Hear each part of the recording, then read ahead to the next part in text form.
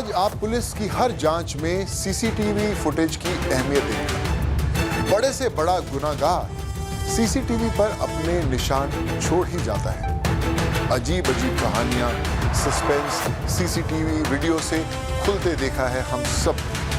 ये कैमरा कैसे सत्य का साथी बन जाता है, ये बात कमाल की है। उत्तर प्रदेश के महाराजगंज में एक वकील साहब रहते हैं, नाम है विनय कुमार पांडे। इन्होंने यूपी के पुलिस थानों में सत्य के इस कैमरे दीपक को जलाया है। बहुत लंबी कानूनी लड़ाई के बाद इनके संघर्ष को सफलता मिली है। इससे आम लोगों को क्या फायदा हुआ है और कैसे बदला थाने चौकी का चेहरा, आइए साथ में देखते हैं।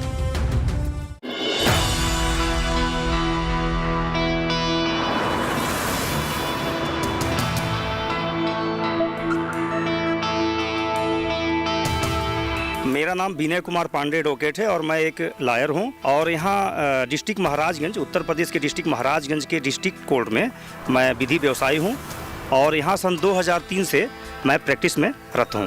सन 2015 में हमने एक RTI लगाया था और RTI से मुझे ये ज्ञात हुआ कि उत्तर प्रदेश के पुलिस थानों में मानवाधिकारों का बड़ा बैड रिकॉर्ड है। उस समय हमें ये पता चला कि उत्तर प्रदेश के पुलिस थानों में जो कस्टोडियल डेथ हुई है, पुलिस के द्वारा हिरासत में लोगों को मार कर उन्हें जान से मार कर ख़त्म कर देने की जो घटनाएं आई थीं, उसमें बहुत ज़्यादा थी। लगभग 1500 के ऊपर की घटनाएं RTI से मुझे पता चला था। तो हमने सोचा कि जो पुलिस हमारे रक्षा के लिए बनी हुई है, जो पुलिस थाने आम आदमी के अधिकारों की रक्षा के लिए बने हुए हैं, वहाँ पर अगर कस्टोडियल डेथ, मिसबिहेव, टार्चर होंगे तो आम आदमी का विश्वास पुलिस थानों से उठ जाएगा।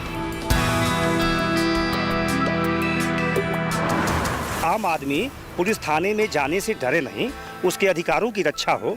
इसके लिए हमने सोचा कि क्यों ना हम माननीय उच्च न्यायालय में एक जनहित याचिका दाखिल करके कुछ ऐसा काम करें कि जिससे पुलिस का जो भी एक रूप है आम आदमी के नज़र में, उसमें तब्दीली आवे। इसके लिए हमने माननीय उच्च न्यायालय इलाहाबाद का दरवाज़ा खटखटाया। विनय पांडे जी, चूँकि इनका घर महज कोतवाली से 100 मीटर पीछे है और कोतवाली से इधर से जब ये घर से निकलते हैं तो पहला पड़ाव इनका कोतवाली होता है। और कोतवाली में आए दिन पुलिस की कारस्तानी या पुलिस के लोग कभी भी किसी तरह की किसी भी प्रताड़ना करते हैं। तो इन सब चीज़ों को देखते देखते इनके मन में ख्याल आया कि क्यों ना हम लोग एक जनहित याचिका दायर करके एक सबूत के लिए हर थानों में CCTV कैमरे लगाएं। और कैमरे लगाने के बाद ये रहेगा कि कम से कम कोई व्यक्ति अगर फरियादी कंप्लेन करता है पुलिस के खिलाफ कि हमारे साथ मिसबिहेव किए हैं, कुछ भी किए हैं, तो एक सबूत के तौर पर रहेगा। और पुलिस के अंदर भी एक कहीं न कहीं डर रहेगा कि ये कैमरे से रिकॉर्ड हो रहा है, इसका जवाब देना पड़ेगा। इन सब चीज़ों को ध्यान में रख के वकील साहब हमेशा ये बात करते रहते हैं। तो हम लोग कहे कि चलिए जनहित याचिका दायर करिए। और वकील साहब पर्सनल अपने खर्चे पे बिना किसी सहयोग के हाई कोर्ट में एक अपील की है। माननीय पुलिस महानिदेशक उत्तर प्रदेश शासन को पार्टी बनाया, नेशनल ह्यूमन राइट कमीशन को पार्टी बनाया और साथ ही साथ नेशनल क्राइम रिकॉर्ड ब्यूरो को पार्टी बनाया। हमने NHRC और NCRB को इस नाते पार्टी बनाया कि वहाँ से ये डाटा देते और वहाँ से डाटा जब आएगा तो चूँकि मेरे कहने पे हाई कोर्ट हो सकता नहीं मानती, लेकिन NHRC के डाटा से ये साबित हो गया कि सन 2015 से लगायत उसके पहले पुलिस थानों में कस्टोडियल टार्चर, डेथ और रेप में बहुत ज़्यादा तेज़ी आई थी।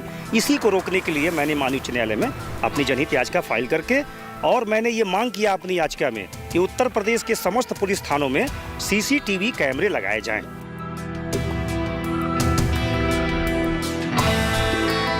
CCTV कैमरे लगाए जाने से ये फ़ायदा आम आदमी को होता कि प्रत्येक आम नागरिक अगर थाने में जाता है तो उसका एक एक पल का रिकॉर्ड उस थर्ड आई, तीसरी नज़र में उसका डाटा फीड रहता और पुलिस थाने का संबंधित SO चाहे SHO किसी भी व्यक्ति के साथ दुर्व्यवहार करने में, उसको टार्चर करने में, उसे हिरासत में रखकर मारने पीटने में ही लायबिल होगा।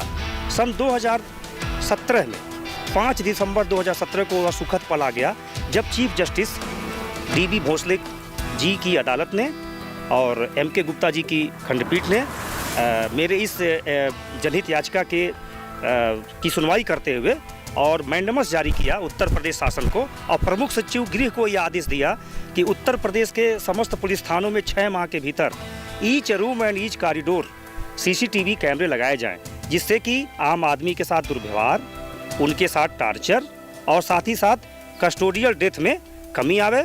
और साथ ही साथ हाईकोर्ट ने यह भी कहा कि अगर इस तरह की चीज़ें दोबारा किसी के साथ घटती हैं तो उसका टोटल लायबल संबंधित पुलिस विभाग होगा।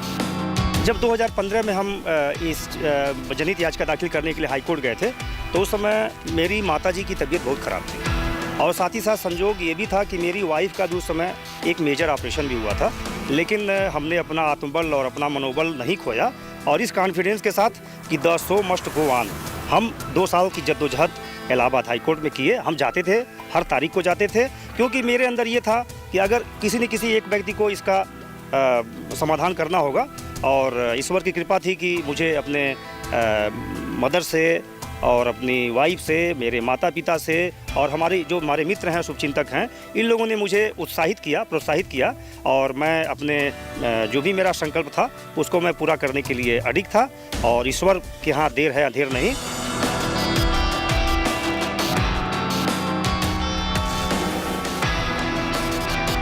देखिए, एक बार हम इलाहाबाद जा रहे थे तो मेरा जो रोडवेज की बस थी वह एक जगह उसका एक्सीडेंट भी हो गया था और हम मरते मरते भी बचे थे। साथ ही साथ कुछ लोगों के फ़ोन भी आते थे कि आप जो ये काम कर रहे हैं ये सही नहीं है, इससे आपको क्या मिलेगा, आपको अपना काम देखना चाहिए, आप एडवोकेट हैं तो एडवोकेट का काम कोर्ट में है, आप बाहर निकल के इस तरह की चीज़ों को कर रहे हैं। लेकिन हम इन सब चीज़ों को कभी ध्यान नहीं दिया, क्योंकि हमें अपने लक्ष्य को पाना था। क्योंकि आज नहीं तो कल अगर इस तरह की काम नहीं होते, अगर सीसीटीवी कैमरा थानों में नहीं लगाए जाएंगे या नहीं लगाए जाते तो निश्चित है कि कस्टोडियल डेथ में बहुत इसमें इजाफा होता। आज यूपी के सभी थानों में सीसीटीवी कैमरे लगाए गए हैं। अब वो कितना चालू हैं, कितना काम कर रहे हैं, ये बात का विषय है, लेकिन थानों में कैमरे लगाए जा चुके हैं।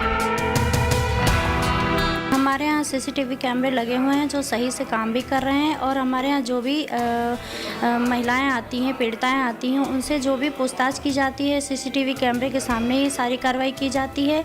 उनके साथ कोई मिसबिहेव नहीं किया जाता है और ना ही उनके जो भी समस्या होती है उनका समाधान भी किया जाता है और सारी चीज़ें सीसीटीवी कैमरे में रिकॉर्ड होती हैं।